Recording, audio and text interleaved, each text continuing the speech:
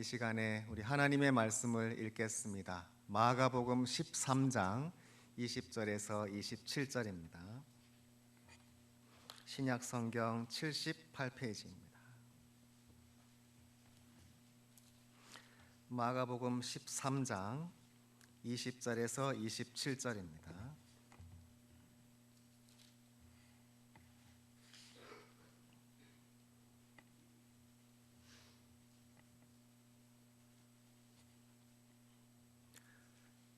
이제 봉독합니다. 만일 주께서 그 날들을 감하지 아니하셨더라면 모든 육체가 구원을 얻지 못할 것이거늘 자기가 택하신 자들을 위하여 그 날들을 감하셨느니라. 그때에 어떤 사람이 너희에게 말하되 보라 그리스도가 여기 있다 보라 저기 있다 하여도 믿지 말라. 거짓 그리스도들과 거짓 선지자들이 일어나서 이적과 기사를 행하여 할 수만 있으면 택하신 자들을 미혹하려 하리라. 너희는 삼가라. 내가 모든 일을 너희에게 미리 말하였노라. 그때에 그 환난 후 해가 어두워지며 달이 빛을 내지 아니하며 별들이 하늘에서 떨어지며 하늘에 있는 권능들이 흔들리리라. 그때에 인자가 구름을 타고 큰 권능과 영광으로 오는 것을 사람들이 보리라. 또 그때에 그가 천사들을 보내어 자기가 택하신 자들을 땅 끝으로부터 하늘 끝까지 사방에서 모으리라. 아멘. 기도하겠습니다. 주님의 은혜의 말씀에 감사를 드립니다. 주님께서 주시는 생명과 구원의 말씀을 저희가 기쁨으로 받으며 다시 한번 헌신합니다. 주님께서 주시는 말씀 가운데 저희가 진리를 찾고 또한 이 시간에 저희가 성령 안에서 하나 되도록 도와주시옵소서. 예수님의 이름으로 기도합니다. 아멘. 오늘은 주님의 택하신 자들이라는 제목으로 말씀을 상고합니다. 마가복음 13장은 예수님께서 다시 오실 날에 일어날 일들을 제자들에게 가르쳐 주시는 매우 중요한 말씀입니다. 예수님이 다시 오시는 날을 주님의 성도가 된 우리는 모두 기다리며 준비하며 또 늘 깨어 있어야 하겠습니다. 예수님의 이 말씀은 경고와 위로를 모두 담고 있습니다. 그 중에 특별히 나오는 표현이 있는데 바로 택하신 자들이라는 표현입니다. 주님께서 택하신 자들. 하나님은 이 세상의 많은 사람들 가운데 특별히 주님의 자녀를 택하시고 또 그들을 인도하시며 보호하십니다. 예수님이 이 세상에 다시 오시는 마지막 날에 주님은 특별히 그 택하신 자들을 위해 약속의 말씀을 주십니다. 오늘은 이 말씀들을 살펴보는데, 첫째, 주님은 택하신 자들을 위해 자비를 베푸십니다 하는 주제를 생각합니다. 20절의 말씀에 만일 주께서 그 날들을 감하지 아니하셨더라면 모든 육체가 구원을 얻지 못할 것이거늘 자기가 택하신 자들을 위하여 그 날들을 감하셨느니라 라고 말씀하셨습니다. 주님이 택하신 자들을 위해 그 날들을 감하셨습니다. 그 날이란 마지막 환난과 핍박의 날입니다. 역사적으로도 하나님을 믿고 예배하기 때문에 고난을 받았습니다. 성경책을 갖고 있다는 이유로 죽임을 당했습니다. 심지어 단지 유대인이기 때문에 자기 자신이 아니라 할아버지 대에서 한 명이라도 유대인이면 죽임을 당한 일도 얼마나 많았는지 모릅니다. 그런데 예수님 오시기 직전에 천지 창조 이후로 가장 큰 환난이 있을 것이라고 경고하셨습니다. 그 어려운 날이 만약에 너무 길다면 아무도 살아날 수 없을 것입니다. 2차 세계대전 당시에도 유대인들은 독일군을 피해서 숨어서 살아야 했습니다. 만일 음식이 떨어지면 그 부모는 자식에게 먹이기 위해 목숨을 걸고 나가서 음식을 구해와야 했습니다. 다시 돌아온다는 기약도 없이 그렇게 했지요. 숨어 살다가 발견되어서 또 죽임을 당한 사람들도 많습니다. 만일 그런 어려운 날이 더 오래 계속되었다면 살아남 사람들은 더 적었을 것입니다.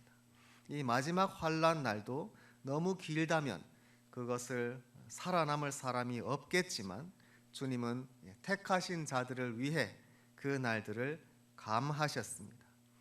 이 세상에 고난과 또 괴로움이 많이 있습니다. 그러나 하나님은 자신의 택한 자들을 위해 자비를 베푸십니다. 그리고 그들을 위해서 이 세상의 고난을 끝나게 하십니다. 주님의 자녀들로 인해서 하나님께서 이 세상을 더 보호하시고 또 돌보신다는 이 사실로 인해서 우리가 주님 앞에 더 큰 그런 책임감을 갖게 됩니다. 주님의 자녀들은 이 세상에 그처럼 우리 하나님의 사랑과 자비를 가져오는 사람들입니다. 그런데 또 오늘 생각할 두 번째 주제는 이것입니다. 택하신 자들도 미혹되지 않도록 주의해야 합니다. 우리가 주님의 택하심을 받았다고 해서 너무 안심하거나 또 소홀히 해서는 안 되겠습니다. 마귀는 할 수만 있다면 하나님의 택하신 자들도 미혹하려고 합니다. 만약에 우리가 그 미혹에 속으면 이 세상과 함께 심판받게 되는 것이죠. 21절 말씀에 그때 어떤 사람이 너희에게 말하되 보라 그리스도가 여기에 있다 보라 저기 있다 하여도 믿지 말라. 예수님 오실 때가 되면 자기가 그리스도라고 하는 사람들이 여기저기 많이 일어날 것입니다. 그러나 거기에 속으면 안 되겠습니다. 예수님이 다시 오실 때에는 그런 소문을 듣고 우리가 아는 것이 아니고 예수님은 하늘에서 능력으로 또 천사들과 함께 오십니다. 예수님 오시는 것이 이 땅에 있는 모든 사람들이 확실히 알 수 있도록 오시기 때문에 우리들은 그런 소문에 속을 필요가 없고 예수님 오시는 그 날만 기다리면 되겠습니다. 22절의 말씀에 이렇게 되어 있습니다. 거짓 그리스도들과 거짓 선지자들이 일어나서 이적과 기사를 행하여 할 수만 있으면 택한 자들을 미혹하려 하리라. 주님의 택한 자들마저도 미혹하려는 원수의 계획입니다. 그날에 거짓 그리스도, 거짓 선지자들이 일어날 것인데 이 사실은 요한계시록 13장에 잘 설명되어 있습니다. 요한계시록 13장 13절에 큰 이적을 행하되 심지어 사람들 앞에서 불이 하늘로부터 땅에 내려오게 하고 매우 큰 기적이죠. 이런 기적을 통해서 사람들을 미혹할 것입니다. 또 14절에는 짐승 앞에서 받은 바 이적을 행함으로 땅에 거하는 자들을 미혹하며 또 땅에 거하는 자들에게 이르기를 그죠? 이 짐승을 위하여 우상을 만들라 이렇게 미혹하게 될 것입니다. 요한계시록에서 짐승이라고 불리는 이 거짓 선지자는 큰 기적을 행하여서 사람들을 속게 합니다. 그리고 마치 자기가 짐승이 하나님인 것처럼 경배하게 할 것입니다. 그러나 우리는 여기에 미혹되면 안 됩니다. 왜냐하면 하나님의 능력은 그런 기적에 있지 않습니다. 큰 이사와 또 모든 사람들이 다 놀랄 만한 그런 능력을 보고서 예수님 오시는 것을 아는 것이 아닙니다. 하나님의 능력은 도리어 예수님이 우리를 위해서 겸손히 죽으시고 살아나신 것을 보고 알 수 있습니다. 지금도 우리는 참된 하나님의 능력을 잘 분별할 필요가 있습니다. 겸손히 섬기고 사랑하며 위로하는 예수님, 그 예수님의 능력이 우리에게 필요합니다. 성도의 능력도 거기에 있습니다. 우리들이 의지하는 것은 낮아지시고 섬기시는 그러나 하나님이 높이신 예수님을 따르는 것입니다. 23절의 말씀 오늘 본문에 너희는 삼가라 내가 모든 일을 너희에게 미리 말하였노라. 미리 다 예수님이 알려주셨습니다. 이와 같은 일이 있을 것이다. 그러니 미혹되지 않도록 경고하셨죠. 이 말씀을 우리가 잘 생각하여서 삼가며 또 주의해야 하겠습니다. 오늘 세 번째 또한 생각할 주제는 이것입니다. 인자는 천사들을 보내셔서 택하신 자들을 모두 모으십니다. 예수님이 다시 오시는 날에 일어날 일은 하늘에 있는 해와 달이 어두워지며 또 별들이 떨어지는 것입니다. 온 우주가 예수님을 통해서 또 예수님을 위해서 창조되었습니다. 예수님이 이 땅에 다시 오시는 날에는 하늘에 있는 해와 달도 예수님 앞에 빛을 잃을 것입니다. 24절 말씀에 그때 그 환난 후 해가 어두워지며 달이 빛을 내지 아니하며 25절에 별들이 땅에서 떨어지며 하늘에 있는 권능들이 흔들리리라. 예수님 다시 오시는 그 큰 영광과 권능에 이 세상 피조물이 감당할 수 없이 다 어두워지며 해와 달과 별들도 주님 앞에서 흔들릴 것입니다. 온 우주가 예수님께 영광을 드리게 됩니다. 26절 말씀에 이렇게 되어 있습니다. 그때 인자가 구름을 타고 큰 권능과 영광으로 오는 것을 사람들이 보리라. 여기에서 인자는 사람의 아들이라는 뜻이지요. 예수님께서 자기 자신을 부르신 이름 중에 하나입니다. 이 인자라는 말씀은 다니엘 7장 13절에 있는 예언입니다. 내가 또 밤 환상 중에 보니 인자 같은 이가 하늘 구름을 타고 와서라고 다니엘이 보았습니다. 인자 같은 이, 사람 같은 분이 이 하늘나라에 보인 것입니다. 하늘에서 옛적부터 항상 계시니 바로 하나님 아버지시지요. 하나님께서 보좌에 앉아 계시는데 그 앞으로 인도되신 분이 바로 인자 같은 분, 사람의 형상을 하신 분입니다. 이분이 하늘 구름을 타고 하나님 아버지 앞에 왔습니다. 바로 이분은 예수님, 구약 성경에 나타나신 예수님입니다. 14절 말씀에 그에게 권세와 영광과 나라를 주고 모든 백성과 나라들과 다른 언어를 말하는 모든 자들이 그를 섬기게 하였습니다. 예수님을 모두 섬기며 예수님의 권세는 소멸되지 않는 영원한 권세, 그의 나라는 멸망하지 않습니다. 이렇게 하나님 앞으로 온 인자 되신 예수님께서 구름 타고 오셨고 모든 권세와 나라를 받으셨습니다. 예수님이 이 말씀을 완성하시는 것이 바로 구름을 타고 다시 오시는 사건입니다. 그날에 모든 인간의 역사와 또 우주의 역사가 완성됩니다. 하나님은 하나님의 능력과 권능을 그날에 모든 피조물에게 알리십니다. 그리고 다시 오시는 예수님을 보고 주님의 택하신 자들은 기뻐하며 찬송할 것입니다. 그날은 택하신 자들에게 가장 큰 승리의 날이 됩니다. 또한 구원의 날이 되며 신원의 날이 됩니다. 신원이라는 것은 하나님이 갚아주시는 거죠.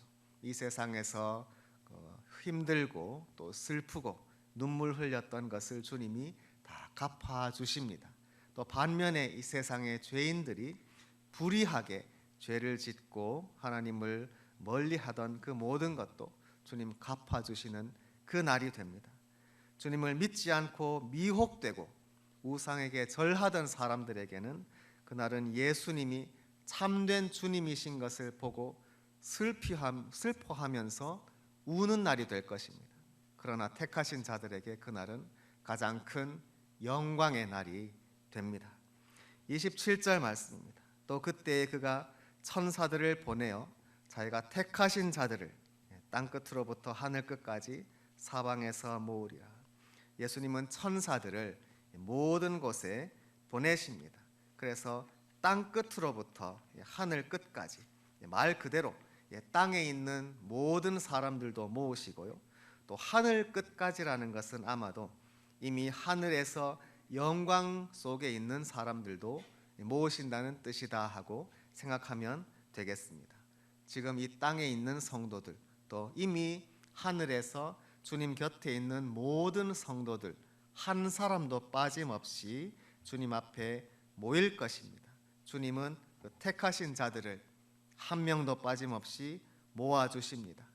우리가 주님 앞에 모였을 때는 어디가 주님 앞이고 또는 저 뒤인지 그런 차이도 없을 것입니다. 누가 예수님 바로 앞자리에 있는지 또는 옆자리에 있는지 그런 차이가 없을 것입니다. 주님의 택하신 자들은 모두가 예수님 바로 앞에서 앞자리에 있을 것입니다. 그리고 예수님의 얼굴을 마주 보면서 주님의 영광을 기뻐하고 찬양할 것입니다. 이 땅에서 믿음으로 살다가 또 힘들고 또 슬퍼서 흘린 눈물들이 그날에는 모두 씻겨 나갈 것입니다. 도리어 주님을 위해서 당했던 고난들이 그날에는 더 큰 기쁨과 영광과 또 상급이 될 것입니다. 이럴 줄 알았으면 이 세상에서 주님을 위해서 고난을 좀 더 받을 걸, 그렇게 생각하게 될지도 모릅니다. 우리가 주님을 만날 그날이 곧 다가옵니다. 사실 얼마 남지 않았습니다. 예수님이 곧 다시 오시든지 우리가 주님 앞으로 곧 갈 것입니다.